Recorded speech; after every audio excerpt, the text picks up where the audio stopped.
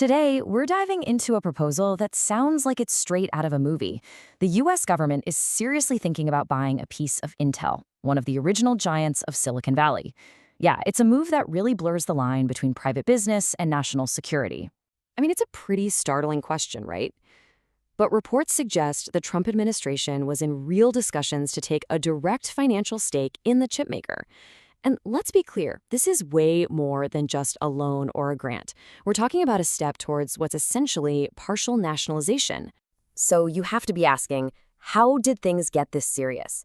Well, this is a story about a tech giant's major fall from grace and a government weighing a really risky move to protect its own interests. Let's get into it. Okay, first things first, let's set the stage. This whole conversation is happening for one simple reason. Intel, a name that used to be synonymous with computing power, is in some serious trouble.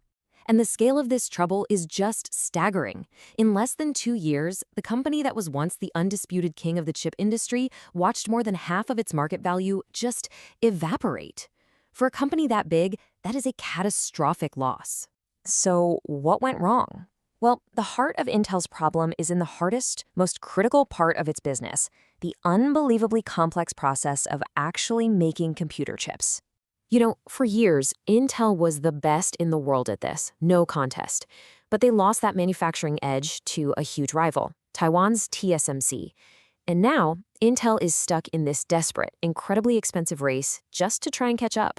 And the cost of this race has been just immense.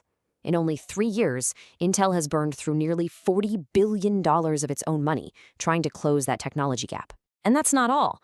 On top of their own spending, the US government has already promised them up to another $8 billion through the CHIPS Act. But here's the real punchline. Even after throwing tens of billions of dollars at the problem, it hasn't been solved.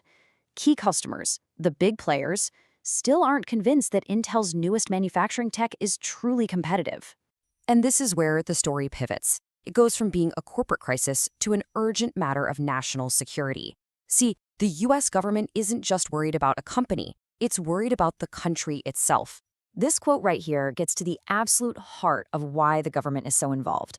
For all of its struggles, Intel is the only company based in the US that can make these cutting-edge chips. For America, there really is no plan B.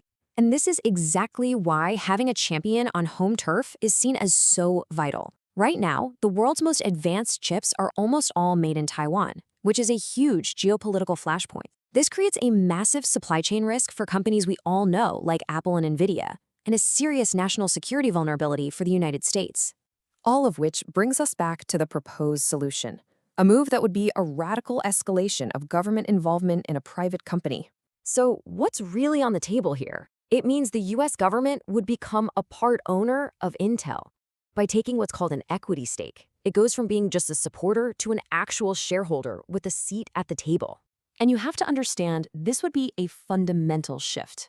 An ownership stake gives the government a level of leverage and influence over a private company's day-to-day operations that goes way beyond the usual strings attached to a government grant.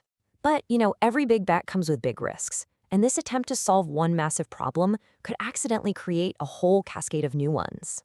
So here's how this could trigger a really dangerous domino effect. As a part owner, the government might start pressuring other American companies, think Nvidia or AMD, to use Intel's factories. But if Intel's tech is still behind, those companies are forced to build weaker products. And the final result?